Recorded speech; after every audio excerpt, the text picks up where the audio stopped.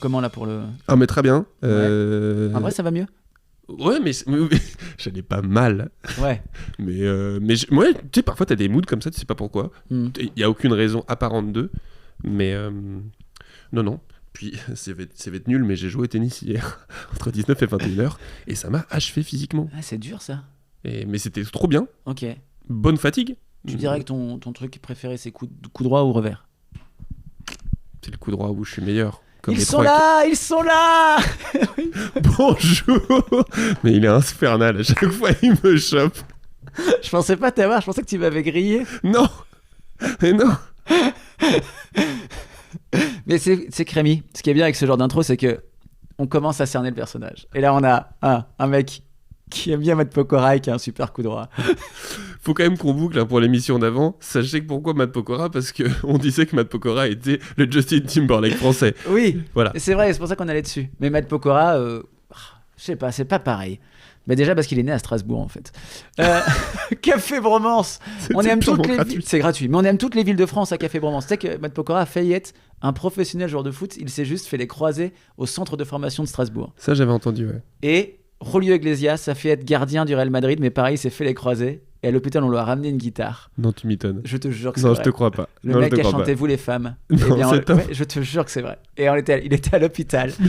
Mais qui ramène une guitare à un mec en hôpital? Un mec qui est en terminé, qui est en phase terminale et on lui dit bon allez, joue de la gratte avant de mourir. Moi je t'ai ramené Matt Pokora. Non, pas lui. Elle me contrôle. Enfin, toutes les femmes qui ont été abusées par Julio Iglesias ne remercient pas la personne qui lui a donné une guitare dans les mains qui l'ont rendu connu. Il est cancel aussi. Julio Iglesias? Ouais. Oh je pensais que c'était juste un chanteur à minette, je pense pas qu'il était Julio Iglesias? Ouais. Il avait les mains baladeuses, c'était un Dyson le mec. Hein. Ah ouais, la vache. Oh là oui. Un Dyson, c'est pas la meilleure expression si? C'est le mec, oui. C'est des aspirateurs Oui, mais il aspire tout quoi. Ah oui, d'accord. Non, mais c'était le mec quand il disait bonjour à une femme, il mettait la langue. Ah oui, d'accord. Ouais. Toi, tu tends la joue, lui, il tend la langue. Ok. Ouais. Ah oui, c'est loin d'être Jésus, hein, ce monsieur. Ah non. Ah non. Non. Rémi, bien sûr, Rémi, mais on t'avait quitté la dernière fois sur des éclaircies. Mais Rémi, comment te sens-tu cette semaine, en cette nouvelle semaine? Quel est ton mood? Et c'est un très bon mood. Beaucoup de choses qui avancent, des passions non pas tristes mais heureuses de travaux dans mon intérieur qui avancent bien. Alors, je parle immobilier pur. C'est pas une métaphore. C'était tellement bien, formalisé. Non, pas de botox, pas de prévu. Qu'est-ce qui se passe du coup au niveau de l'intérieur de chez toi? Moi, ça m'intéresse. Là, j'ai envie qu'on soit un peu dans la minute architecture. Allez, on y va. En 2 secondes, on a pété un mur. Vous avez pas eu peur? Non, parce que c'est pas nous qui l'avons fait. Ah oui, c'est ça. Ah oui, c'est pas on. Non, mais oui, mais je m'inclus. Ça, c'est le on. Moi, c'est le on du manager qui s'inclut avec les petites mains qui travaillent. Oh, ce on du manager de fou. Ah non, mais on a fait les objectifs. On a beaucoup travaillé. Les usines n'ont pas arrêté. Le mec, il dort très bien la nuit. Hein. Pourquoi vous avez cassé ce mur? On a cassé ce mur pour gagner en luminosité. C'est passionnant tout ça. Et en mètres carrés, j'imagine. Alors en fait, ça c'est fun fact. Tu ne gagnes pas en mètres carrés. C'est le fun fact le moins fun. Finis-le. Mais vas-y. Foiré, il a dit fun facts. Je m'en remets pas. Alors, j'ai l'impression d'être Gilles Lelouch dans la je me suis entendu et là j'ai envie de me frapper. Fun fact, donc oui, manifestement quand tu casses un mur, ça ne te permet pas de gagner de mettre au sol. Là c'était entre la cuisine et le salon, donc ça fait ouais, mais... Ok. Vous vouliez une cuisine ouverte? Enfin, le mur, il faisait pas non plus 5 mètres d'épaisseur, tu vois. Donc, on voulait une cuisine ouverte, oui. Avec un îlot central et voilà, avoir une pièce chouette. Je vais changer ma question. Combien de mètres carrés faisait la cuisine et combien de mètres carrés faisait le salon? Là, tu me poses une colle, je n'en ai aucune idée. Mais t'as acheté, frère? Oui, j'ai acheté, mais j'en ai aucune idée. Tu connais l'info? Non, mais je connais juste le mètre carré global de l'appart, mais... Attends, t'as acheté, tu connais pas le nombre de mètres carrés de chaque pièce? Non. Mais je suis pas un zinzin comme ça. D'ailleurs, ça a été une énorme déception pour moi parce que moi, depuis que je suis tout petit, j'ai toujours dit le métier qui me ferait le plus kiffer ou je rêverais de le faire, c'est architecte. Ah ouais? Et j'ai toujours été une buse en maths. Ok. Et donc, je me suis facilité la vie en me disant je serai jamais architecte, mais il y a une justice, c'est parce que je suis nul en maths. Là, je viens de voir vraiment que je n'aurais jamais pu être architecte parce que j'ai une incapacité totale à projeter un intérieur, tu vois. À me dire ça va aller mieux que ça. Je pense totalement égo trip. Je pense avoir un goût assez sûr pour quand je vois les choses en vrai me dire ça marche pas. Attends, mais tu veux qu'on te rappelle comment t'es habillé, frère, au quotidien? Les vêtements, c'est différent. Ok. Tu lances. J'avais pas parlé de tes chaussettes, mais je viens de les voir, excuse-moi. Il y a chaque relevé de... Oh là là, et en plus il y a des formes. Mais arrête tes conneries. Non mais c'était rapiécé. Non. Prends-les en photo maintenant. Non, parce que sinon on oubliera de les poser quelque part. Prends-les en photo, ça va finir sur Instagram cette photo. Non, c'est mort. Ah bah t'assumes. Mais si, Monsieur, je j'assume. pense avoir un goût assez certain. Oui, bah écoutez... On dirait que tu les as... Mec, on dirait... C'est des stances pour ceux qui connaissent. Il y a du bleu turquoise, Non, mais moi, c'est pas du ça qui me orange et du blanc. C'est le fait qu'il y a la forme là qui me dérange. Qu'elle soit Mais en ça te rayure dérange, horizontale. Non, mais en plus, je vais te dire un truc. Moi, je déteste avoir des chaussettes bariolées parce que je trouve que les gens qui ont des... Ouais, on y va. On y va. Balance. Allez, je balance. Il a peur de rien. Allez, une tech. Je trouve que les personnes qui s'habillent en noir mais qui mettent des chaussettes un peu olé olé, c'est vraiment l'opposé de l'audace. Et ça m'agace en fait. Genre, ouais, je suis fun, j'ai des chaussettes roses. Non, mec, les chaussettes, personne voit ça et c'est agressif. Je partage ta Voilà, moi, je suis plutôt de l'inverse et j'ai des chaussettes souvent plutôt sobres. Je me suis énervé là, d'un coup. Ouais, j'ai l'impression d'être le mec qui te retient en boîte pour pas que tu te battes. Mais je pense que ta tech, elle est partagée par plein de gens. Voilà, je te le dis. Bon, et alors toi, parce qu'on était sur un ciel bleu, moi, semaine qui arrive, cette semaine, cette semaine, toujours le soleil. Mais en ce moment, ça va quoi. Il y a un mood général et les choses qui m'attendent sont plutôt cool. Trop bien. C'est ça. Donc c'est ça qui est bien et c'est que ça ne s'arrête pas et surtout, les choses s'alignent. Et donc, je pense vraiment que il est clairement en train de montrer deux mains qui s'alignent là. Je pense que j'ai Vénus en Capricorne et que c'est pas rien. Mais ouais, j'adore. Va mourir. Ouais, je sais. Alors j'irai quand Saturne sera justement bien sûr. En troisième décan. Donc j'irai à ce moment-là. Je peux quand même dire moi que étant comédien, j'ai été amené à jouer et à faire des répétitions et notamment avec une troupe que j'adore, mais qui ont vraiment une énorme passion pour l'astrologie. Okay. Et une des comédiennes est arrivée en retard. Et elle a 1 heure en retard, mais la pauvre, il y avait des transports qui déconnaient, et elle venait de loin, et donc là, elle nous a sortis en arrivant, je m'en rappellerai toute ma vie. Ouais, mais là, Saturne est en...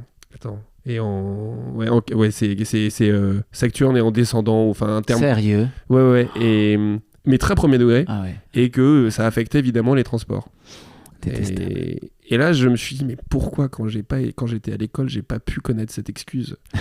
Tu vois, genre, parce que t'aurais juste été en colle comme un mytho que t'es. Oui. Mais jamais cette excuse est acceptable sur la place publique. Enfin, si, peut-être entre deux fans d'astrologie qui se rencontrent. On en parlera peut-être dans une autre émission, mais moi je réalise que depuis que je suis tout petit, j'ai toujours énormément menti. C'est vrai ? Enfin, j'adorais le mensonge. On fera peut-être combien de fois t'as mytho ? Non, mais on fera juste un sur cette semaine, tu vois. Genre, combien de fois t'as mytho cette semaine ça non, mais en fait, dans la vie de tous les jours, je mens pas. Mais quand j'étais petit, j'avais un énorme plaisir à raconter des énormes bobards. Pas à mes potes du tout. J'étais pas avec mes potes, mais avec ma famille. Je profite d'avoir une audience pour te le dire. Parle-en chez une psy ou un psy. Et comme ça, tu nous laisses tranquille. Et tu ne me pas les points. Ouais, mais tu coûtes moins cher qu'un psy, quand même. Ah oui, c'est pour ça que les gens écoutent des podcasts. Hein. Attends. Je te rassure, il y en a qui font les deux. C'est vrai ? Ah bah oui, je pense. La thune, ces gens-là. On est riches. On a un public riche. Ou ils voyagent plus. Du coup, non, voilà, météo des émotions, très agréable. Et je dirais même que Bison futé voit vert pour la bonne humeur et pour le fun et pour la relâche.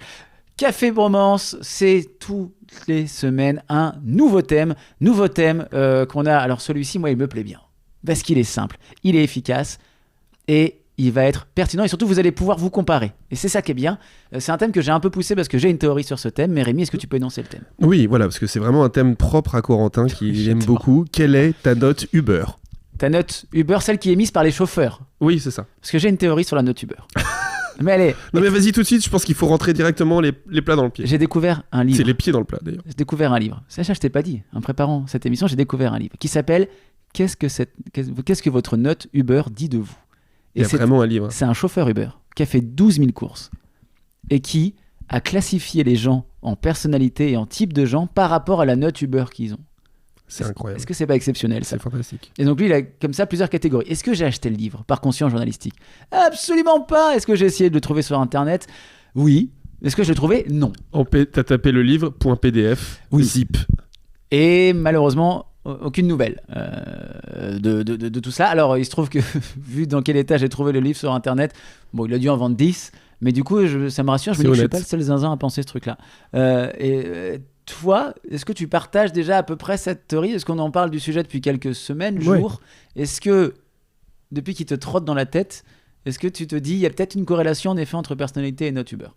Oui, et il y a même il y a une corrélation, je pense, plus globale entre personnalité et notes, de façon générale. On est dans Black Mirror. Oui, non mais extraordinaire. Non mais c'est vrai, entre ceux qui vont noter déjà la population se sépare en deux catégories, ceux qui notent et ceux qui ne notent pas. Je partage. Il y en a qui dès qu'ils vont dans un nouveau bar, resto ou autre, qu'ils aient aimé ou pas aimé, vont noter, et il y en a d'autres qui, je dois dire comme moi, notent très très peu. Moi je note que quand je mets 5 quand je mets tout parfait. Soit c'est tout parfait, soit je note pas. Ouais, non, mais je pense moi je fais partie d'une petite majorité silencieuse qui ne vote pas et parfois elle va se déterre pour un truc qui était vraiment bien. Mais quand c'est pas bien, on le dit pas. Alors c'est bien aussi de ma personnalité, je pense que je suis un facilitant.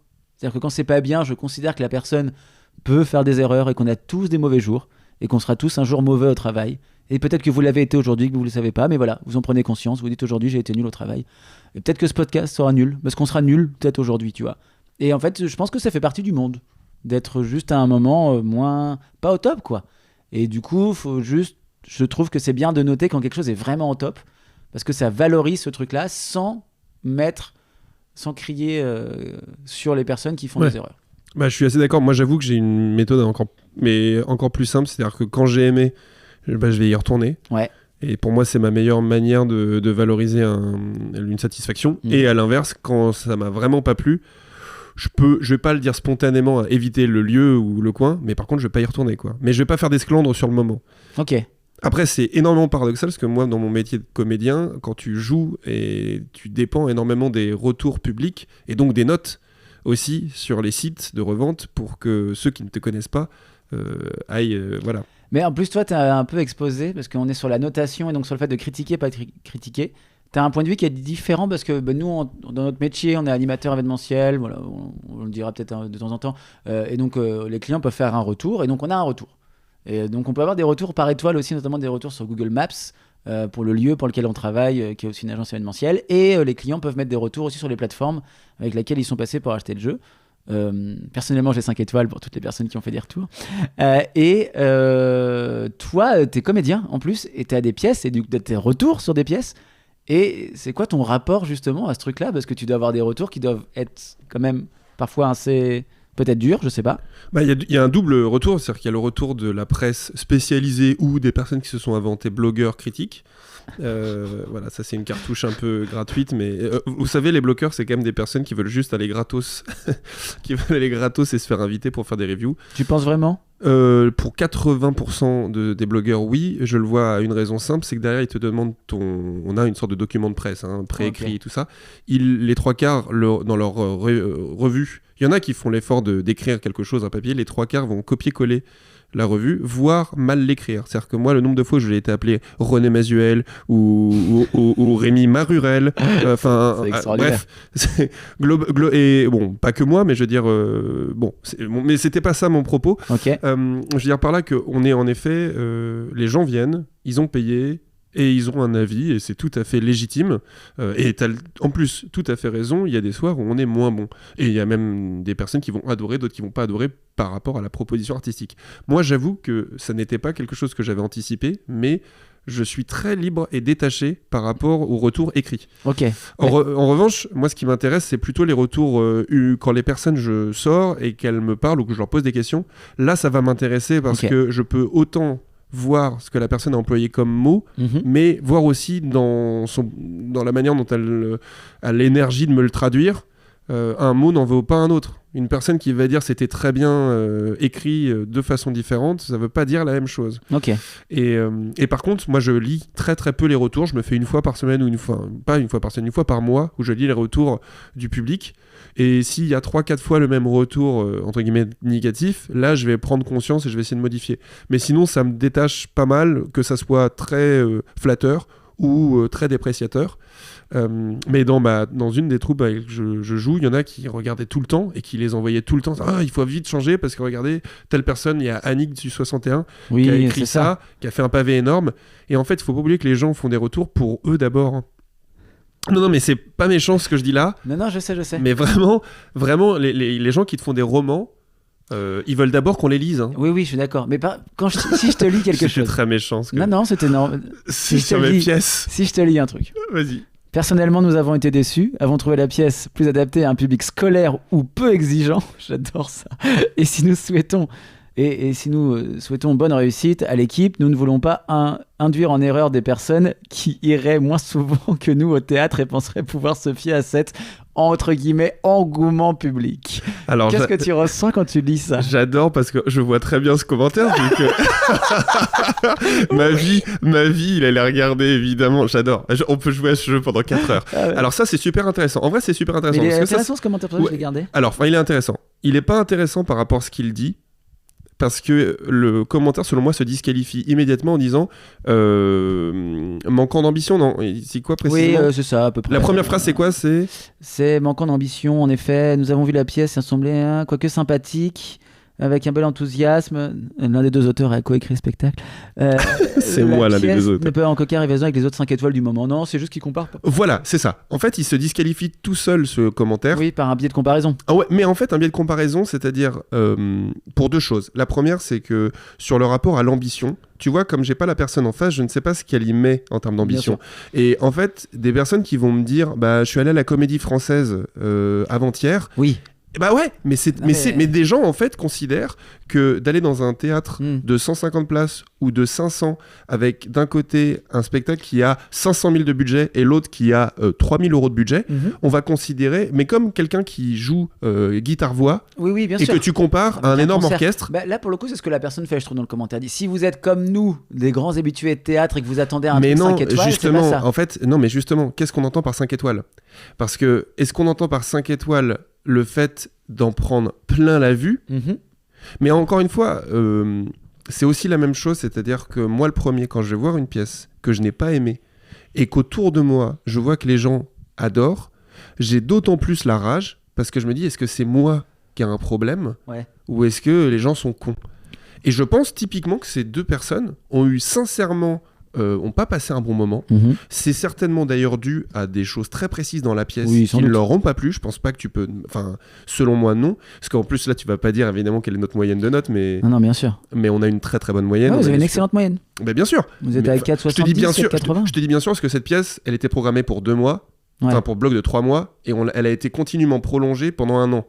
Ce qui est très bon signe. Donc si tu veux, et c'était rempli. Donc mais en fait la note reste un bon indicateur là dans ce cadre-là, tu vois.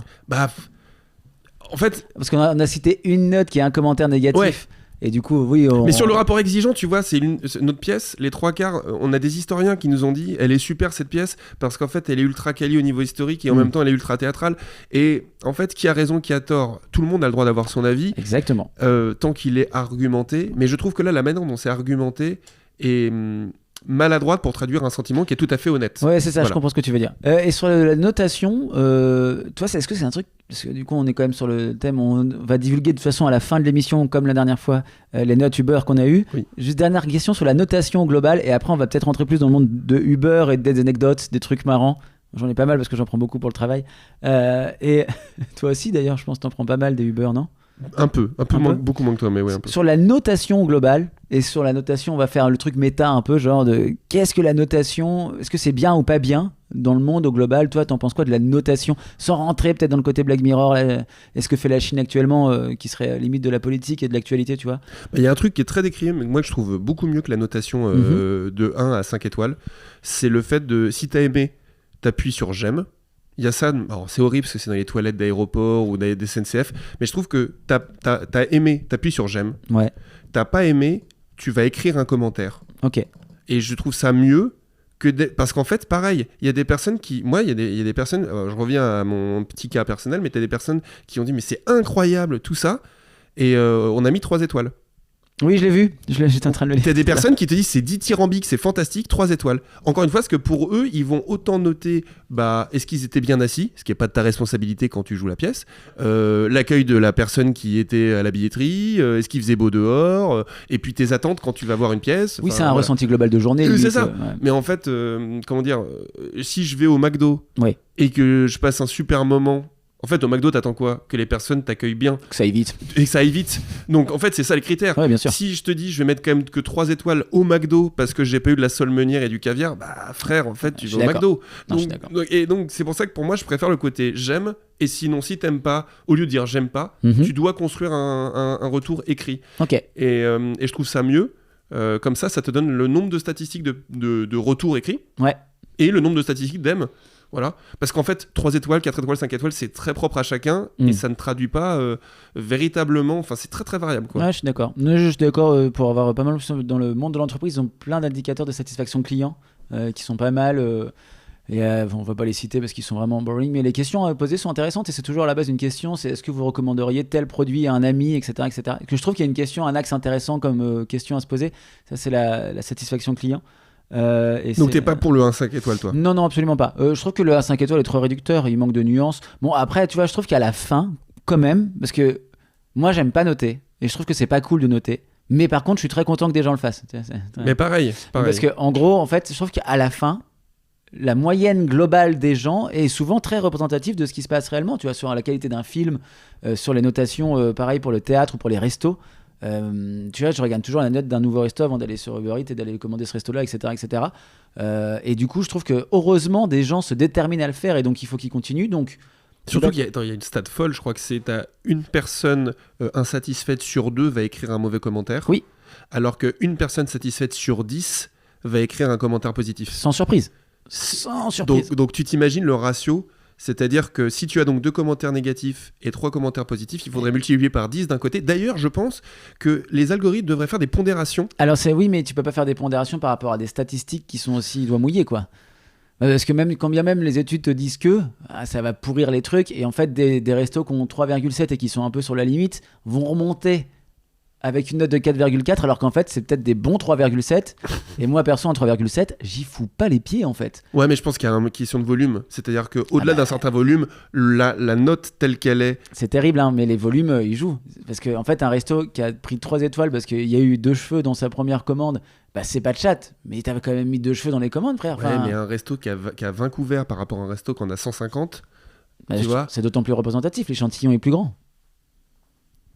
Je suis pas d'accord. Ah ouais, ok, d'accord. Mais du coup là, moi je suis pas fan de le faire. Quand je le fais, c'est que pour mettre 5. Sinon, on part du principe que la personne s'est plantée et c'est bien la vie et on s'en fiche et c'est pas grave. Et du coup, in fine, voilà, 5 étoiles ou rien, et je trouve ça très cool. Et merci les gens qui le font et merci les gens qui écrivent des messages.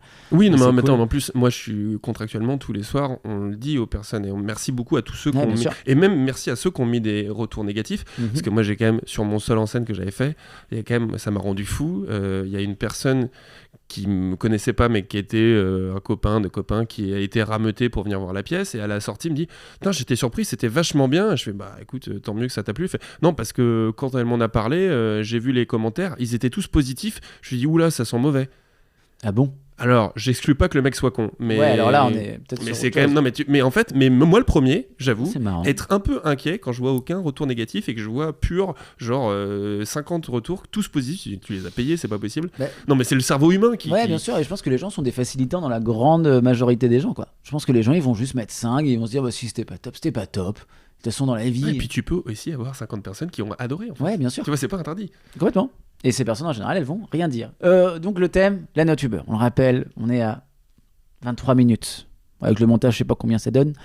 On va revenir à la fin, on donnera nos notes Uber. Sachant que je crois qu'il y a une disparité, non? On est à peu près bah, je pense que je suis meilleur que toi. Ah bon? Un mec, je pense que c'est chaud d'être meilleur que moi. Hein. Mais c'est une question de volume. Hein. Je fais partie de l'élite. Hein. Mais mec, c'est une question de volume. Moi, je le fais très peu. Ah non, mais toi, tu vas prendre ta note each ou tu prends quoi comme. Non, truc? mais quel que soit le VTC. Je prends très très peu les VTC. Ok. Tu vois, t'es guibole ou t'es. Ouais, vélo? moi je marche beaucoup. Je suis un très grand pédestre. Ouais, j'ai vu tes mollets. Impressionnant. La note Uber, est-ce que t'as déjà, toi, des petits souvenirs d'Uber, des trucs rigolos qui se sont passés en Uber? J'ai des grands souvenirs d'Uber et pourtant j'en ai eu peu. Hein, mais... Vas-y, raconte. Alors, il y en a eu un, on salue le café, l'Absinthe Café qui est à Paris. Oh, je crois que j'y étais. Tu vois? Ils font de l'absinthe. Oui. Oh, non, mais on sait jamais, dans le doute. C'est une vanne où tu vois très bien où il est. Parce que ça me fait pas rire. Il fait un angle. Oui. Oui, ouais, d'accord. Attends, parce que j'ai eu un doute. Non, mais j'y étais avec des potes et ils te font le truc où ils mettent le distill, je sais pas comment ça s'appelle. Tu te fous de ma gueule depuis le départ. Je te jure que c'est vrai. Tu te fous de ma gueule. J'y connais rien. Ah, c'est métier. Oui, c'est ça, c'est sûr, c'est sûr. Okay. Mais ils ont la machine, là. Ouais, absolument. Comment ça s'appelle Mais j'en sais rien, le distilleur. Mais j'en sais rien. Tu m'emmerdes, moi je l'ai pas fait, la machine. Oui, je me suis pris une énorme caisse là-bas avec des potes. Ok. Je les embrasse, Cédric et Thomas. Et on est rentrés derrière en Uber. Et très mauvais moment pour moi, où j'avais envie de bégère toutes les 2 secondes. Et alors, grand moment, on est dans mes souvenirs sont éparses, mais on est clairement à un moment où je suis en banquette arrière, ouais. Je fais pause, le Uber, je sens que je vais vomir, et évidemment le chauffeur, il a sa banquette, comme il a son business, donc il a pas envie, il dit votre ami là, il vomit pas, hein. Il va faire non, il vomit pas, et moi je dis pause, il s'arrête en pleine voie, j'ouvre la porte, je bégère sur la rue, je referme la porte. Rien à l'intérieur. On a fait ça 3 opérations. 3 opérations ouais. Et le mec était à moitié inquiet, à moitié impressionné quand même. Je pense qu'il détestait grandement. Moi, il me détestait grandement. Et d'ailleurs, à un moment où j'ai pris le soin de sortir avec mon autre pote en disant ouais, on est proche de chez moi, je le logeais pas du tout. On était vraiment au plus lointain. On a pris derrière un octilien pendant 1 heure. Oh waouh. Ouais. Et j'ai d'autres histoires sur les octiliens parce qu'on en parlera une autre fois. Avec plaisir. J'ai pris voilà. Beaucoup. Mais oui, donc un moment sympathique là-dessus. Et d'autres moments plus émouvants de partage d'histoire. Oui, mais c'est ça. Les discussions sont trop cool. Alors j'en ai une sur le vomi. Après on part sur les histoires. Alors vas-y sur le vomi. Elle est gratinée. J'étais en relation avec. C'est important, j'étais en couple, on était dans un. Est-ce que je dis ça? Il y a de la strate. En gros, c'est parti là. C'est que le début. On va voir un comedy club, dans un comedy club, donc on va voir des gens drôles. Donc je fais partie de tous ces hommes qui profitent de l'humour d'autres pour ensuite passer une bonne soirée avec sa compagne. Et ensuite... Je te sous-estime pas. Non, merci beaucoup. Je bois de l'IPA. Et donc le café-théâtre en question appartient à Claudette Agbo. Non mais elle participe à l'histoire. Et donc, alors, je suis pas quelqu'un qui boit énormément. Je pense que je bois pas beaucoup. Je confirme, ça peut vraiment être une phrase d'un gros alcoolique. Ouais, c'est ça. Mais en fait, non, c'est vrai. Non, moi je bois. En fait, je buvais souvent et pas beaucoup. Et là, je bois plus souvent et pas beaucoup. Et donc, ce qui fait que quand je bois, rien compris. Avant, je buvais quand même plutôt régulièrement et je buvais jamais beaucoup de quantité. Okay. Et là, actuellement, je bois moins, mais du coup, j'ai pas augmenté la quantité, donc c'est juste que je ne supporte plus l'alcool. Et donc, à l'époque, je buvais plus, mais il y a un truc que j'ai jamais supporté, c'est les IPA, qui ont chez moi un effet qui pourrait être semblable à celui de drogue dure et qui me rend dans un état terrible. Sauf que là, les IPA, les choufs. Et là, je prends une première pinte de choufs qui m'aide très bien. Et je rigole beaucoup, donc c'est très bien. Et vraiment, c'est super qualité. Les humoristes sont très forts. Moi, une deuxième. Et à partir de la deuxième, mec, il y a un truc qui se passe où vraiment... Non, mais la chouffe, c'est pas une IPA, par contre. Ouais, je sais, mais la chouffe... C'est terrible, la chouffe. Non, mais la chouffe. Et là, ça me met dans un état où j'ai une cuite de comme si j'avais 15 ans. C'est la première fois que je buvais, quoi. Et donc, je fais des trucs de mec qui a 15 ans. Donc, il y a Claudette Agbo qui fait une story dans son comedy club. Et là, j'arrive... Mec, tu me connais, hein. Et là, je la prends par l'épaule et je fais on est au Comedy Club de Claudia Tagbo. On me raconte ça après parce que moi j'ai aucun souvenir de l'avoir fait exactement. Enfer. Et donc je fais ça, donc je suis ce gars qu'il faut qu'il rentre chez lui en fait. Et donc je fais ça, mec, c'est extrêmement gênant. Moi j'ai que des bribes de souvenirs, mais c'est vraiment ma copine de l'époque qui m'a raconté. Et donc là, elle me dit c'est le moment où je t'ai dit qu'il fallait qu'on parte. Et donc je pense qu'il y a eu d'autres moments parce qu'elle m'a dit il y a des moments où je sais pas où t'étais. Moi je sais pas ce que j'ai fait. C'est mon seul soir où j'ai pas de souvenir d'ailleurs à cause de l'alcool. Seul blackout. 2 pintes de chouf. Paye quand même, tombe à tout fragile. T'avais bouffé avant ou pas? J'avais pas mangé, grave erreur tactique. Et donc on prend le Uber avec son compte, sinon ma note ne serait pas ce qu'elle est aujourd'hui. Et là, le renard, il oublie pas sa note. Je rentre et je me dis, faut que je dise au mec parce que c'est pas cool. Donc je dis au mec, apparemment, je vais peut-être vomir, mais je vous ferai un signe, etc. Et le mec me donne un sac. Et donc peut-être ces 2 informations, j'ai un sac et je peux prévenir le mec. Apparemment, ce que j'ai fait, c'est qu'on était sur le périph'. J'ai ouvert la porte et j'ai vomi. Le mec roulait sur le périph'. À 90 À l'époque, ouais. Oui. Il était plus que maintenant. Et moi, j'ai vraiment, sans prévenir, alors que j'avais dit que je préviendrais, apparemment, il m'avait donné un sac. J'ai ouvert la porte du périph'. Mais attends, avec la vitesse, le vomi, non. Il rentre pas, il n'y a pas d'aspiration? Tout parfait. Alors tout parfait pour toi. La bagnole qui était derrière... Elle ne fait pas partie de l'histoire. Elle ne fait pas partie de l'histoire. Et donc on arrive, je fais ça 2 fois, je crois, sans prévenir. Mais apparemment, rien dans la voiture, donc coup de chance. Mec, Et donc le Uber, bon, apparemment est très énervé et mon ex de l'époque m'avait dit qu'en effet, oui, il était très énervé sur tout le trajet et qu'elle s'excusait, etc., etc. Et moi, apparemment, je faisais que de dire pardon, pardon, et en fait, bon, moi, je devais même pas articuler comme il faut, etc. Non, on est arrivé, non. En fait, cette copine en question m'a ramené chez elle tant qu'à faire, et donc elle avait prévenu sa mère parce qu'elle sentait qu'il fallait m'aider, tu vois, peut-être, et elle l'a invité chez sa mère. Je sors de la voiture, je vois apparemment la personne, je lui dis bonsoir quand même, poli, et je tombe. Deux choufs. Avec 2 choufs. Et après, soirée à vomir aux toilettes. Oh, c'est fantastique. Terrible. Est-ce qu'on m'a mis un truc dans mon verre, qui est quand même la théorie peut-être la plus probable? Non. Non, hein. Ah, merci à toi. Ah non, bah là, vraiment, non. Et ça, en chauffeur Uber, où vraiment, je suis désolé pour quelqu'un qui peut-être ne se reconnaîtra pas, parce que ça a dû lui arriver tous les week-ends. Ben voilà, désolé. Et vraiment, ça, pour eux, ça doit être terrible au passage, ce genre de truc. Et en discussion, peut-être un moment plus cool, est-ce que tu as des souvenirs de ça? Ah ouais, moi j'ai une discussion en partant de chez toi. Ouais. Ah ouais? En partant de chez toi où je devais aller à une autre soirée et il est 22h et je rentre dans le Uber, il y en a pour 20 minutes de course. J'ai dit bonjour mec, 40 balais, très sympa ça. Comment vous allez? Très bien. Enfin non, il me demande, je dis mais très bien, gentil. T'as donné ta météo des émotions. Ouais, un peu ça. Et je lui retourne la question et je lui dis et vous Ah non. Et ouais, et je lui dis c'est pas lui qui me déblatère le truc, c'est vraiment moi qui vais et il dit bah, non, ça va pas trop. Bah là, ma femme vient de faire sa seconde fausse couche. Oh, wow. Ça fait longtemps qu'on veut un enfant. Terrible. Et ce qui est beau, Ouais. Au sens où il me balance pas ça comme quelqu'un qui raconte sa vie toutes les 2 secondes. Tu vois, je sens qu'il partage pas ça à chaque course. Alors peut-être qu'il le fait très bien et qu'il le fait à chaque course. Peut-être que le mec a même la technique pour avoir la meilleure note possible et le pourboire, mais je le crois sincère, vraiment. T'as donné un tips à la fin? Non. Non, parce que je voulais pas que ça soit rémunéré, le fait d'avoir mon empathie. C'était une vraie relation. Alors ça, je peux vraiment le justifier.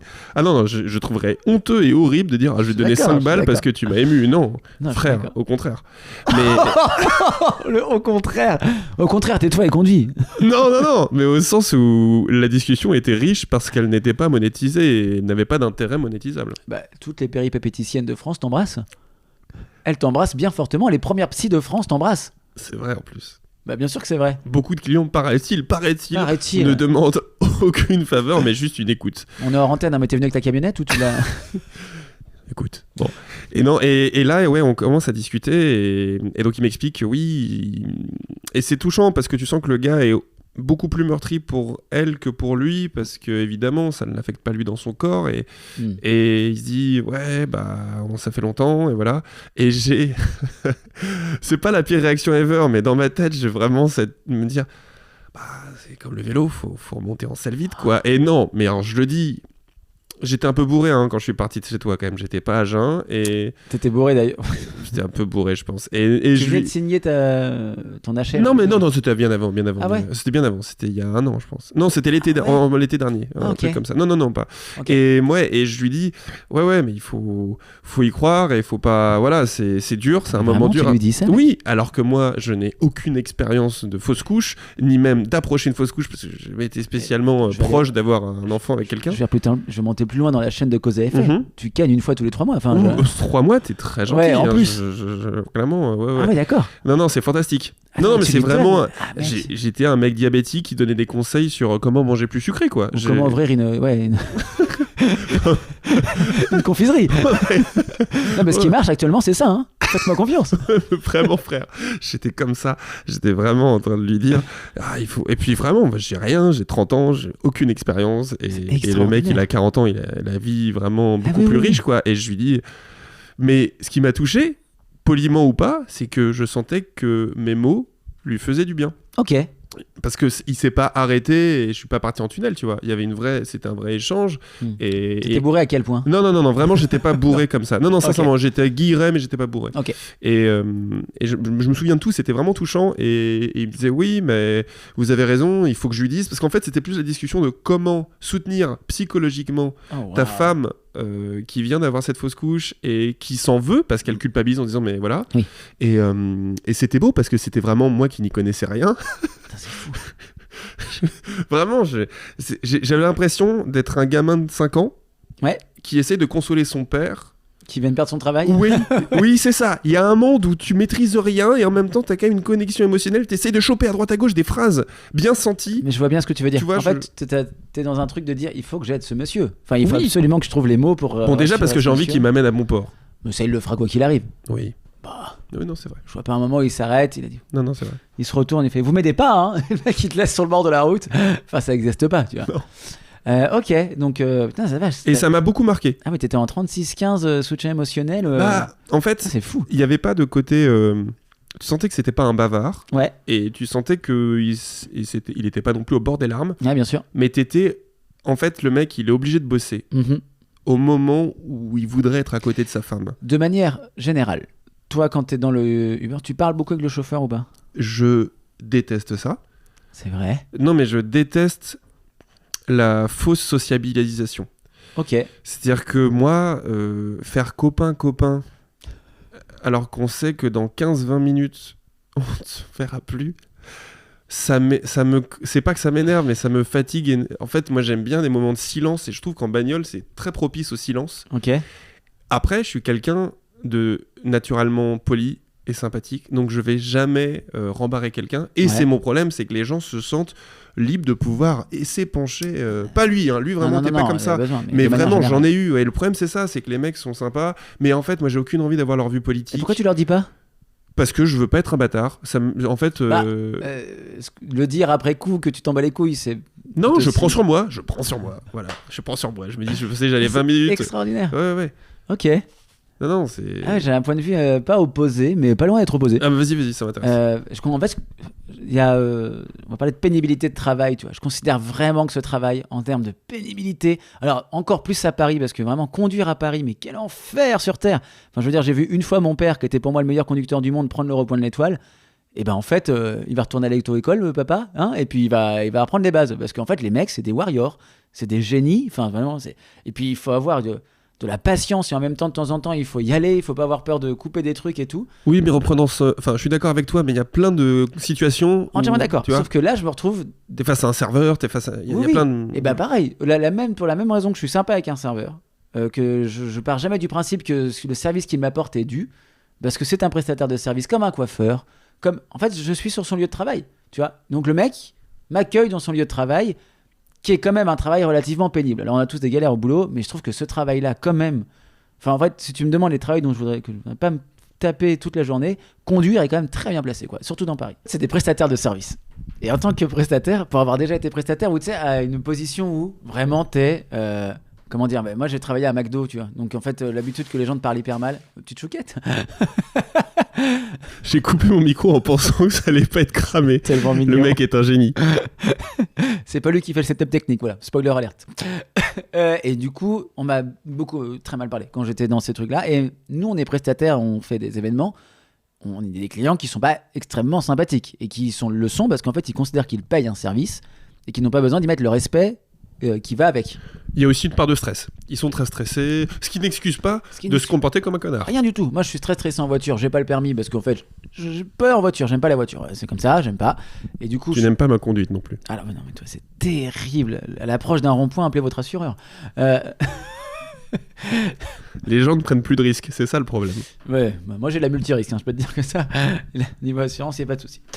Et en fait, je considère donc que si la personne, déjà en fait je la préviens toujours un peu, genre ça vous dérange si je mets mon casque, si moi je suis dans un mood où je veux pas parler, je lui demande si moi ça va pas, si c'est pas la meilleure journée, je peux mettre mon casque, excusez-moi, il faut que j'écoute quelque chose, etc. Ah ouais, toi t'as pas peur de demander? Ah non, je demande. Je me sentirais super gêné, moi. Non, mais parce que sinon, en fait, il va me répondre et je vais être de mauvaise humeur. Donc, donc t'es pareil que moi, en fait. Oui, non, mais en fait, ça, c'est, je pense, 5% des cas. Et 95% des cas, je suis tu vois, je suis ouvert. Juste, tu sais, il y a ceux qui vont poser la question, ceux qui vont pas poser la question, ils vont te demander pour la musique. Et en fait, je suis juste ouvert et, tu vois, je suis sur mon portable, mais attentif et je réponds si jamais il me pose des questions. Et donc, j'ai des discussions sur 15 millions de trucs avec le chauffeur, hyper intéressant, genre beaucoup sur le foot.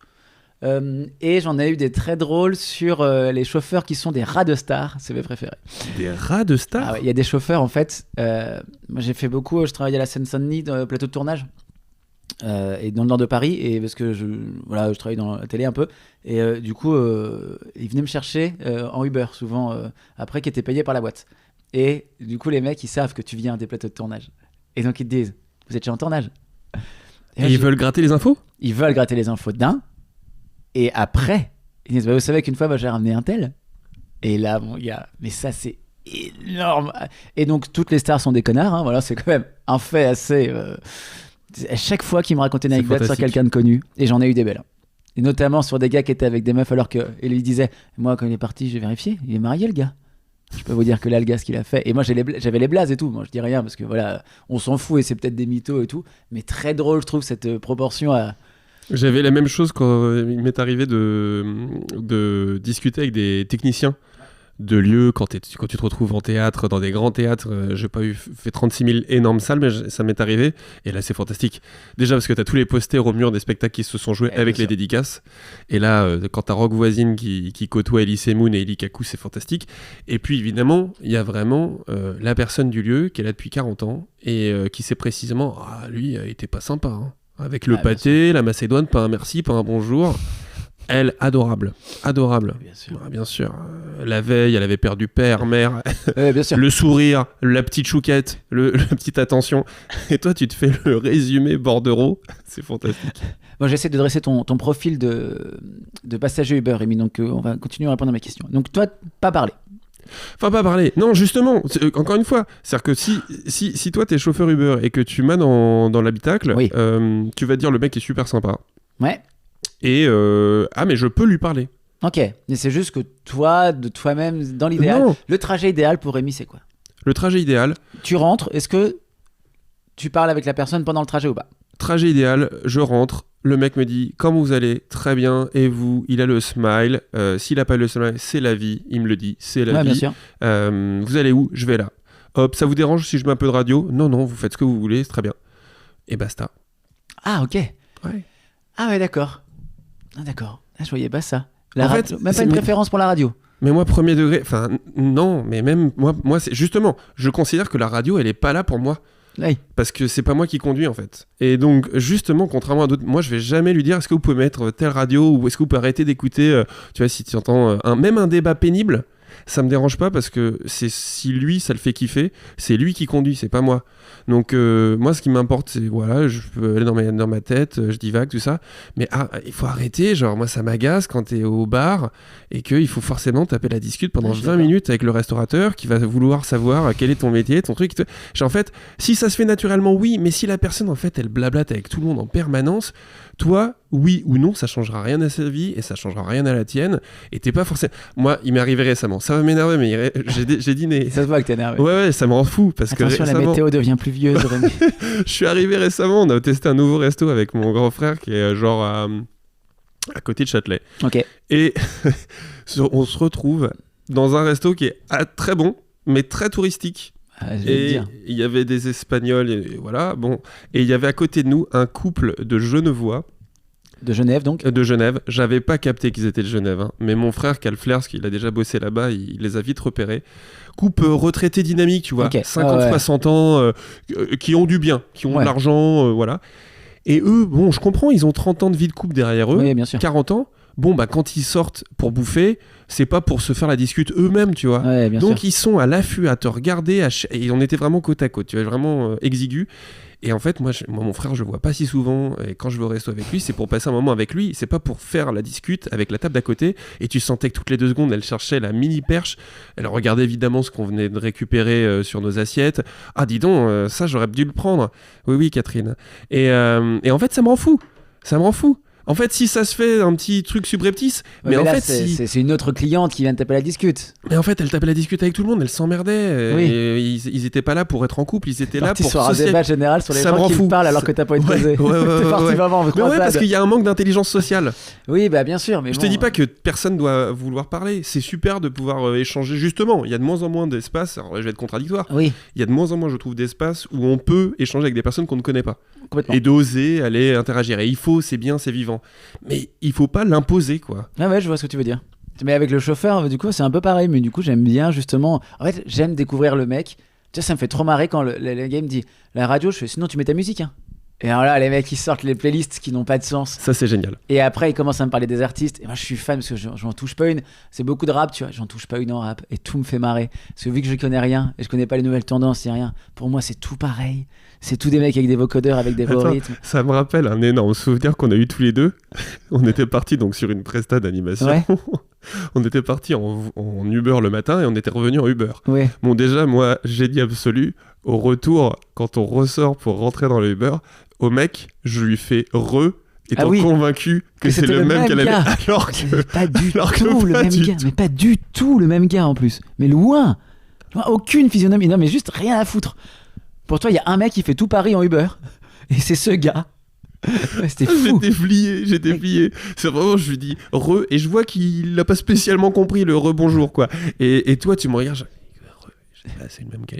Mais pas du tout, gars. Et derrière, je me rappelle que on rentre dedans, tu lui dis de mettre sa musique, c'est très cool. Et nous, par contre, on était KO technique, on s'est pas parlé de tout le trajet, non. quoi. Non, pas du tout. Ouais, t'es mort. Mais du coup, moi, je sais pas, j'aime bien que les mecs ils mettent sa musique. Tu sais, et puis en fait, j'arrive sur des discussions qui n'ont pas de sens, mais sur le sens de la vie globale. Parce que j'aime bien leur demander comment c'est. Est-ce qu'ils sont plutôt. Déjà, il y a 2 teams, il y a ceux du matin et ceux du soir. Enfin, il y a ceux de la journée et ceux du soir. Ouais. Donc il y a la team, il y a 2 shifts et les mecs, naturellement, un truc qui se crée où il y a ceux qui vont bosser vraiment exclusivement la nuit parce qu'ils aiment pas quand il y a beaucoup de monde sur la route. Par contre, ils savent qu'il y a des gens bourrés. Et il y a ceux qui détestent avoir des gens bourrés, mais par contre, qui vont avoir plein de trafic. Donc c'est un choix de vie qu'ils font, tu vois. Et c'est hyper intéressant de le savoir le pourquoi du comment. Et ceux qui ont une famille, pas de famille, etc. Et je sais pas, juste d'échanger. Et eux, ils croisent. En fait, en termes de miroir sur le genre humain. C'est immense. Quand même, la connaissance de ces gens-là est extraordinaire sur le. Oui, bon, en ce moment, les gens, ils écoutent ça comme musique, tu vois, parce que par rapport à quelle radio lui demande ou quels artistes ils écoutent et que les gens puissent mettre. Et t'en as aussi certains, moi j'aime bien, mes préférés, mais c'est ceux qui sont un peu, tu sais, les vrais pros, qui ont personnalisé l'intro et qui font toujours la même chose, et tu sais qu'ils font toujours la même chose. Et donc on en a eu un hier, matin, on partait en presta et tout, et donc il s'appelle Sindra, je crois, le chauffeur. Et le mec, on rentre, il est d'origine indienne, et il fait, il ferme la porte, il fait, messieurs, dames, bienvenue dans Air Sindra. J'adore.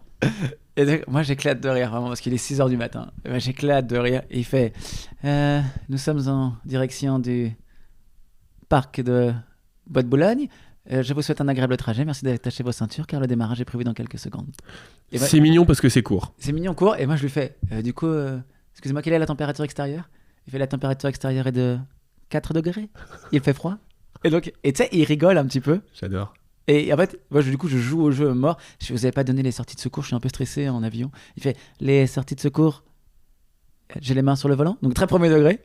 Et il enlève une main, il fait sur la gauche. Et il montre avec son doigt la gauche. Et je trouvais ça mais trop marrant. Ça, c'est cool. Ça, c'est cool parce que le mec est dans son délire. Exactement. Et je pense qu'il le fait tout le temps.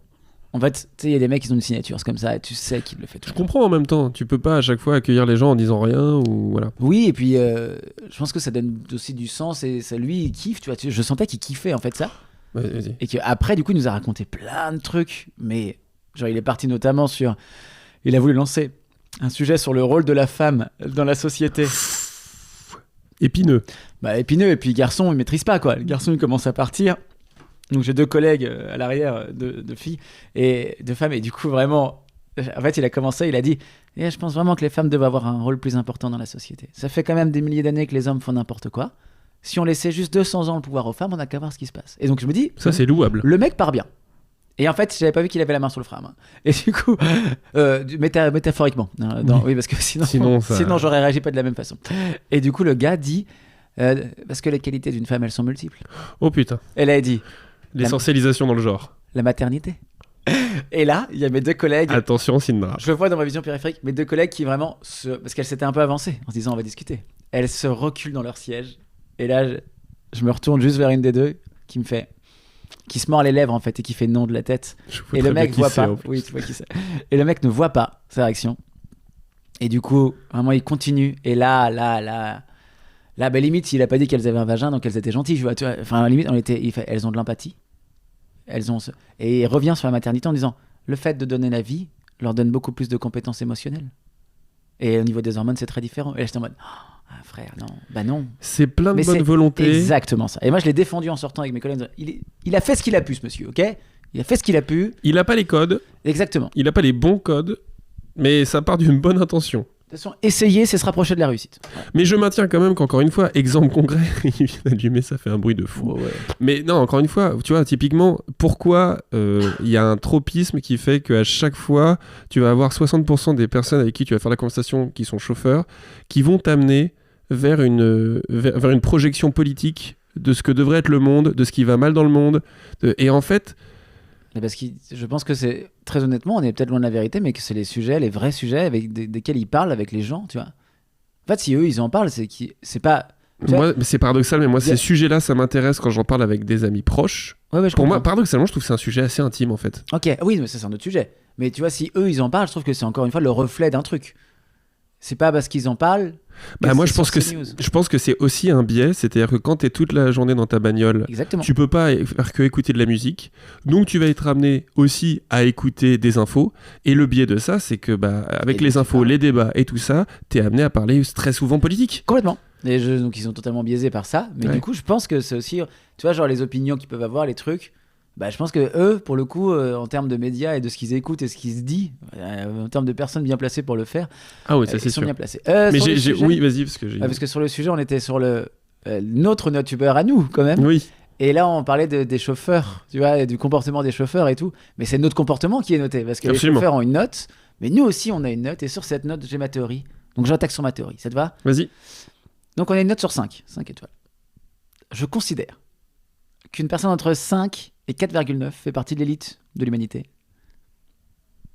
Pour moi, entre 5 et 4,9, c'est que tu es quelqu'un de bien, si tu préfères. Ou que tu n'as fait qu'une course. Ou que ça dépend, à pondérer par rapport à ton nombre de courses, hein, bien sûr. Mais entre 5 et 4,9, t'es considéré comme quelqu'un qui est, voilà. Pour moi, t'es le bon passager. Peut-être une fois t'as fauté, mais la France pardonne. Plus aux hommes de 50 ans qui ont fait des bêtises, mais la France pardonne. T'es quand même le 0,1% de l'élite, quoi. Ouais, pour moi, t'es mention très bien en bac, tu vois. Voilà. Si on devait prendre un truc, t'es mention très bien en bac. La mention bien, entre 4,85 et 4,90. Ouais, je dis bien 4,85 et 4,90. Ça m'a l'air très précis, ça. Hein. C'est la mention bien. C'est la mention bien parce que tout ça, je vais le corréler avec la moyenne des Français. Le 4,80, 4,85, c'est mention assez bien. T'es au-dessus de la moyenne, mais voilà, c'est pas non plus. On va pas non plus. C'est pas fifou. En dessous 4,80. Attention, je vais aller loin dans les mots.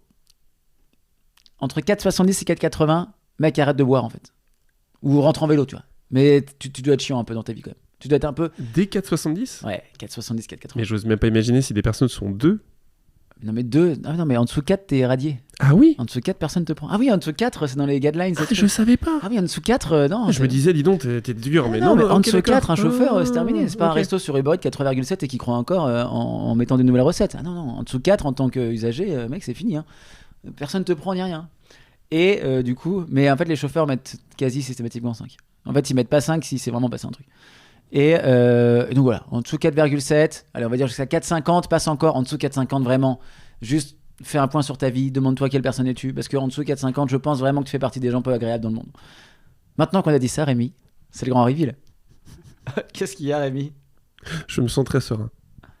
Très serein et en même temps pas totalement représentatif. Attends, parce que j'ai beaucoup moins de courses que toi. Hein, mais... Bon, en train de me dire que je vais peut-être avoir des places pour Ben Mesuet. Je réglerai ça après ce tournage. Car j'ai raté son concert et je serais très content d'en avoir. Attendez, mon application Uber. Rémi, à toi de me dire, quelle est ta note Uber, Rémi ? J'ai 5. Bah t'as 5 en combien de courses ? J'ai 5. En combien de courses ? J'ai 5. En combien de courses ? Mais combien de courses C'est pris en compte sur les 200 dernières, tu peux vérifier. Non mais j'en ai jamais fait 200. T'as fait 4 courses ? J'ai fait 10 courses max, ouais. 10-15 courses, ouais. Même 10 courses, je pense. Quelle tristesse. Ouais, imagine que j'aurais pu avoir 4-9, déjà j'ai fait 5. Ouais, c'est pas faux. Bah ouais. Ok. Et toi ? J'ai... Déjà ton nombre de courses. Ouais, j'étais en train de regarder. Scandaleux. Ouais, c'est beaucoup, mec. En vrai, c'est énorme. Attends, le nombre de tu courses... sais que les bus existent, hein. Les transports en commun, de manière générale. Mec, j'ai trop pris les bus, vraiment. Mais vraiment, crois-moi quand je te dis que j'ai beaucoup trop pris les bus. C'était ultra touchant la merde, tu l'as dit. Bon, pendant que tu cherches, moi je vais quand même rappeler une dernière anecdote qui m'est parvenue. Une dinguerie, j'arrive, il est 22h, 23h et je rentre chez moi et le mec me prend et me dit est-ce que vous êtes marié ? Ouais. Il est un jeune, il a la vingtaine, hein. Il est jeune, okay. Hyper actif. Dynamique, non mais il a un débit de parole immense. Et lui, typiquement, peut faire thèse, antithèse, synthèse tout seul, quoi. Il n'a pas besoin de rhétorique, quoi. Et je lui dis évidemment non, hein. Voilà, spoiler alert. Et là, il m'embraye, j'ai posé aucune question, il me dit ouais, parce que moi j'y ai pensé, hein. J'y ai pensé là récemment, je suis fou amoureux, je sais pas si vous avez déjà été fou amoureux, mais moi j'ai été. Et il alterne le vous et le tu. Ok. Ça je m'en fiche, c'est très touchant. Voilà. non, mais ça je trouve ça beau après tout. Ça je m'en fiche après l'avoir signalé. Oui. Et il fait ça. Non, ça je m'en fiche. Non, mais parce que c'est un trait de caractère qui moi me fait beaucoup rire. C'est un truc marquant, tu sais. Et voilà, parce que moi j'y ai songé. Enfin, tu comprends. Enfin, vous, voilà. Et il m'explique qu'il est fou amoureux d'une grande marocaine, magnifique. Ils se sont tournés autour. Chez elle, sourit. C'est trop mignon. Et c'est du Roméo et Juliette. Pourquoi ? Parce qu'en fait, la fameuse marocaine, elle est d'une grande famille bourgeoise, très élevée dans la société marocaine, et que lui, ils ont beau être tous les deux, comme il le dit lui-même, musulmans. En fait, lui, il vient pas de ça. Vous voyez, monsieur. Oui, il me dit, voyez, monsieur. Ça, c'est toujours vexant quand on t'appelle monsieur alors que tu te sens encore jeune. Mais bon. Ouais, ok, c'est bon, t'es monsieur, frère. T'es toujours le vieux de quelqu'un, c'est pas grave. Oui. Et c'est vrai. Et c'est vrai. Et non, mais c'est vrai que c'est touchant parce que le mec, pendant 20 minutes, j'ai jamais vu une course aussi rapide en termes de durée. Parce que vraiment, il me racontait tous ses hésitations. Il voulait se battre pour la convaincre qu'il valait le coup, qu'il fallait présenter à sa famille. Et en même temps, il disait, mais en même temps, moi, je suis pas un paillasson. Si elle veut pas de moi, elle rate l'homme de sa vie. Et en fait, humble avec tout ça. Hein. Mais lui, devant moi, toutes les 2 secondes, changeait de position sur son problème. Il disait, il faut plus que je lui parle. Ah ouais. Je vais la bloquer. Ouais. Ah, et si je l'invitais pour un... Non, et en fait, il te pose la question, il commence déjà à embrayer, donc en fait, je me suis dit à un moment, je suis au spectacle, oui, je suis clairement. avec les pop-corn. Non mais là, il n'y a rien. Il n'y a rien du tout. C'était fantastique. Bon, alors ta note ? J'ai plus d'une centaine de courses, parce que j'ai toujours le même compte depuis que je suis arrivé sur Paris trop longtemps. J'ai 4,91. T'es limite. Je suis très content, mec. Je connais qu'une seule personne dans mon entourage qui a plus que moi. Je connais une personne qui a 4,94. Tu la connais ? Orof ? Léa G. Ah, ouais. Est-ce que c'est pas la gentillesse humaine incarnée ? Elle a que 4,94 ? Ouais. Ouais, c'est un bisounours, elle. C'est la personne la plus gentille du monde. Ouais, c'est donc, en fait... Ouais, ok. Non, Orof, qu'on connaît tous les deux, pote en commun. Non. Il va te citer dans tous. 4,70. Bref, une merde. Pourquoi je te dis ça ? Parce qu'il y a des moyennes qui ont été faites, bien sûr. Et ça va être mon petit jeu, mon cher Rémi. Ah, parfait. Parce que j'ai d'autres data aussi. Donc, La moyenne France... Ah, d'ailleurs, la moyenne France a augmenté. Elle était de 4,81 et à 4,84 désormais. Donc non, c'est 4,84 la moyenne. Donc si vous êtes en dessous de 4,84, vous êtes sous la moyenne, bande de nards. À ton avis, quelle ville en France J'adore le jeu. Quelle ville en France possède... Et il y a 2 villes égalité à la première place du classement des villes avec les passagers... Parce que c'est le palmarès des villes où les passagers se sont le mieux comportés. D'accord. Note 1 à 5, c'est la moyenne donc, des habitants des villes. Il y a 2 villes qui se partagent la première place avec 4,97. À ton avis, qui sont-ce ? T'as le droit de poser des questions, bien sûr. J'aurais tendance à aller en Normandie. D'accord.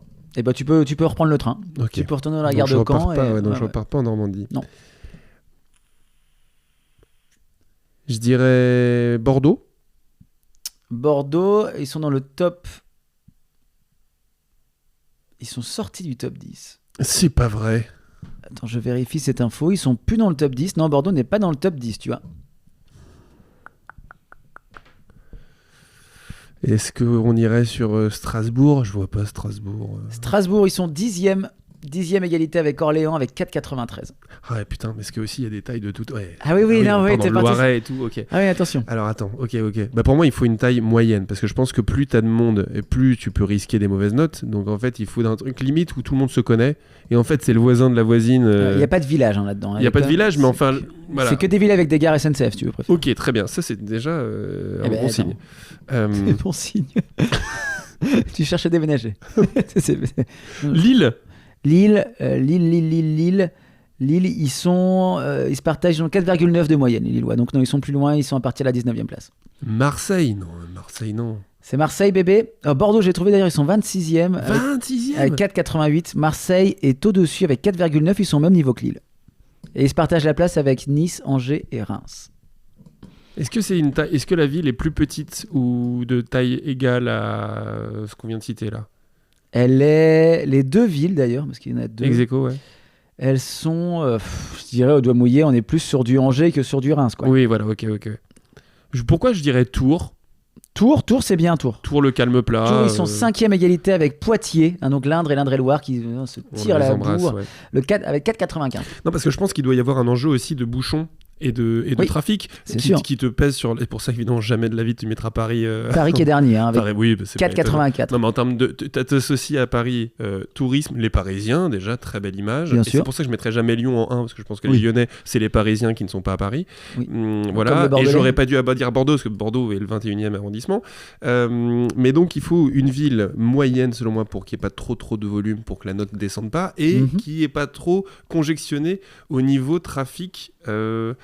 Est-ce qu'on n'irait pas... Biarritz, c'est pas dedans, je pense. Biarritz, c'est à l'intérieur du top 10. Biarritz, je te dis ça tout de suite, ils sont... Parce que je les ai vus. Parce que Biarritz, ça doit gueuler si tu prends pas le longboard au-dessus, mais... Non, il n'y a pas Biarritz, j'ai confondu. C'est pas Biarritz. Bayonne ? Non, dans les mêmes eaux. Saint-Jean-de-Luz ? Non, toujours. Osgore Non, c'est Perpignan qui est bien classé parce qu'ils sont 3e égalité, avec 4,96. Ouais, c'est des villes comme ça, c'est genre Narbonne. La ville qu'on cherche... Toulouse, non, c'est trop gros. Toulouse, c'est dedans aussi, hein, je pense, mais c'est pas aussi bien classé. Ouais, Toulouse, c'est 24e égalité avec Lyon. 4,89. Non, mais c'est trop gros tout ça. Il faut aller sur du Colmar, il faut aller sur... C'est pour ça que je disais Caen ou Rouen, moi. Mais bon, Rouen... C'est pas Caen, c'est pas Rouen. Est-ce qu'on est à l'intérieur ? Est-ce que c'est traversé par un fleuve ou est-ce que c'est... Non mais... On va essayer... Est-ce qu'on y mange salé ou sucré ? La question qui va venir. Il y a 175 000 habitants. Oh mais ta mère. C'est pas... Mais mec, c'est énorme, 175 000. 175 000, je me rends pas compte, moi. Mais on est à Paris, c'est pas ça, mais 175 000, c'est beaucoup. Non mais mec. sûrement, mais... Attends, et dans l'autre, il y a... C'est en Bretagne ou pas ? Non, c'est pas en Bretagne. Ouais, ça m'étonnait. Attention. Oui, parce qu'en fait, c'est aussi un endroit où il y a moins d'alcool. Ils sont... C'est pas dire 176 000 dans l'une et 129 000 dans l'autre. C'est des villes que tu connais. Et c'est plus des villes de quelles on aime bien se foutre de la gueule, où on se marre bien, ces villes-là. Là, il y en a une qui va arriver direct. Non, mais c'est blessant. Bah, c'est parti. Il faut y aller. Hein. Oh, c'est pas Saint-Étienne, jamais de la vie. C'est pas Saint-Étienne. C'est pas Vierzon. C'est pas Vierzon. Même si t'as voulu voir Vierzon, on n'aura pas vu Vierzon. Vierzon. Pas Vierzon. Limoges. Bien sûr, Limoges. Oui, il s'y passe rien, Limoges. Égalité, première position avec 4,97. Je soupçonne les Limougeaux de prendre le VTC quand ils sont en pause. C'est-à-dire que c'est des mêmes, tu vois, c'est entre copains, c'est pour faire le mouvement. Regarde-moi ce mauvais joueur absolu de Parisien qui non, mais attends, critique non, je suis désolé, je vais faire un truc ultra parisien, mais je suis allé à Limoges parce que tout le monde n'y est pas allé. Non, les environs de Limoges sont magnifiques. Mais pourquoi les environs sont magnifiques ? Parce que Limoges, c'est affreux. Le plus beau monument de Limoges, c'est sa gare SNCF. Ça dit tout. Bah, voilà, comme j'embrasse les Saint-Brieuc. Limougeaux. J'ai grandi là-bas, c'est pareil. Non, Saint-Brieuc, c'est plus petit que Limoges. Limoges, c'est le poumon du centre de la France. C'est le poumon de quoi ? Ah, ils ont du mal. Mais ils ont maintenant l'exercice de tapisserie qui était à Aubusson. Attends, 121 000 habitants pour Limoges et juste Saint-Brieuc, on est à combien ? Mais Saint-Brieuc, c'est beaucoup plus petit. Ouais, 44 000. Mais oui, bien sûr. Donc l'autre, c'est 119 000. Donc il y a Limoges d'un côté. 175 000 pour l'autre, encore plus grand. Est-ce que ça serait pas 3 ? C'est 3, bien sûr. Bien sûr. 3 dans tu sais l'autre. pourquoi ? C'est les 2 points qui sont vraiment loin de tout et où il ne se passe rien. 3 est plus joli, c'est médiéval. Mais je suis vraiment un connard.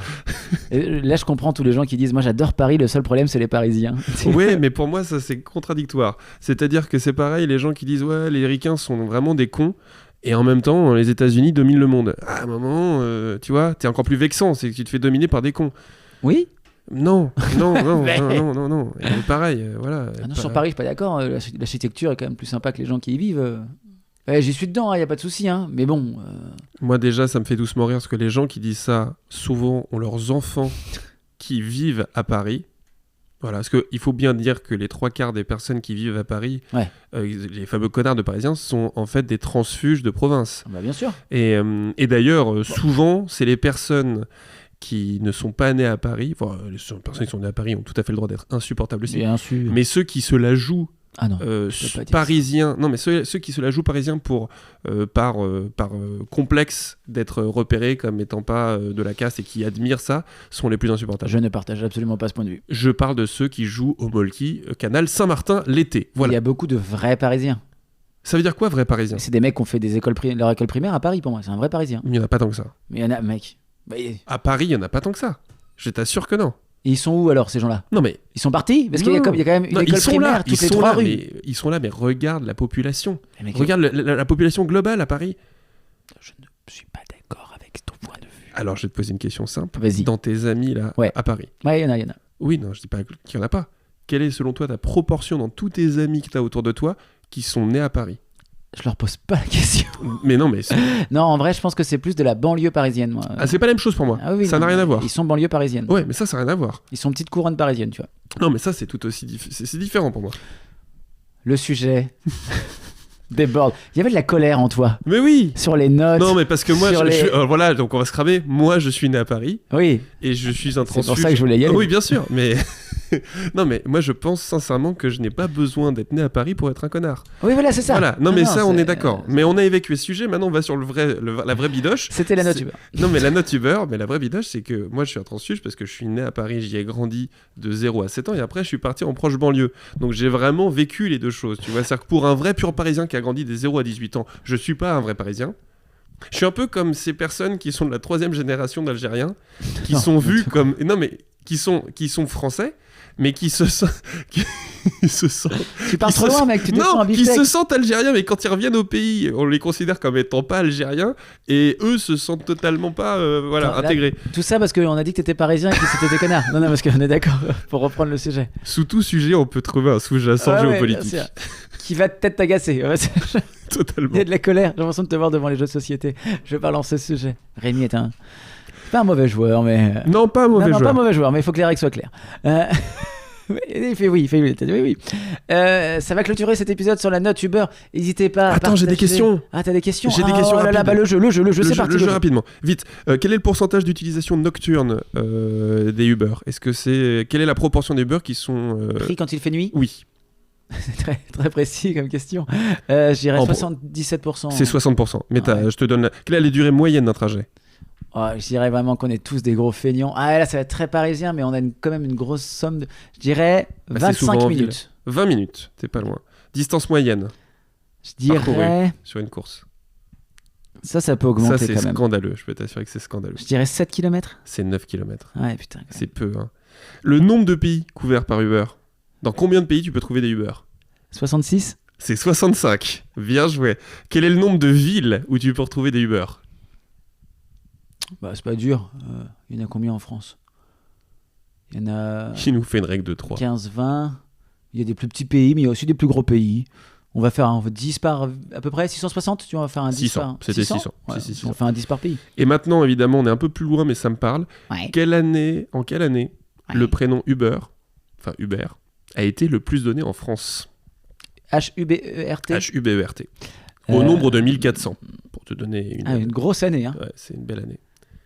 Uber, bah attends, ces gens-là, ils ont quel âge? Il y a même fort à parier, parce qu'il n'y avait pas les stats à l'époque, qu'en 1400, il y avait plus de Uber que... Oui, c'est même certain.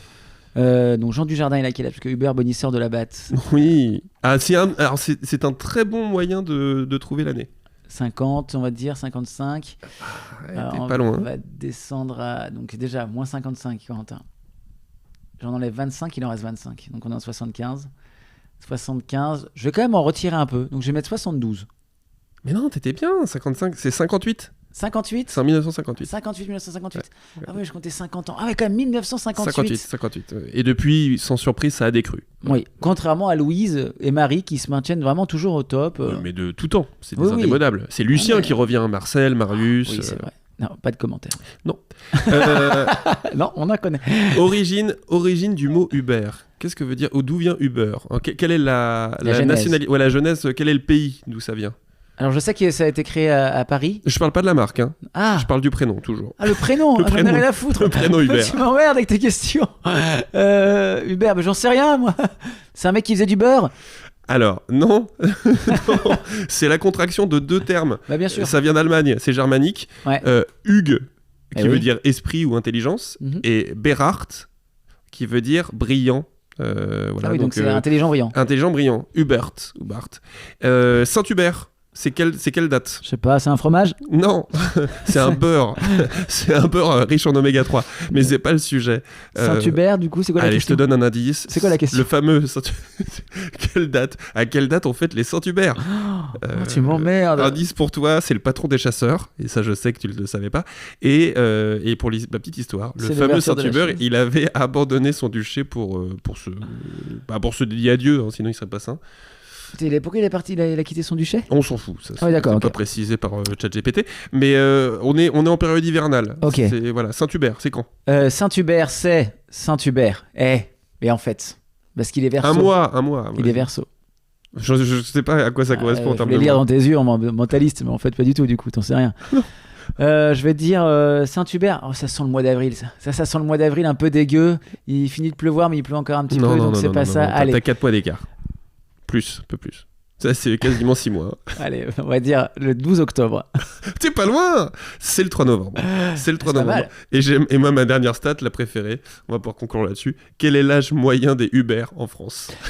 On vous souhaite à tous une bonne journée. C'est quoi la réponse possible? 66 ans. 66 ans, mais c'est extraordinaire. Voilà. Si vous croisez un Uber dans la rue, un Uber type, il a 66 ans.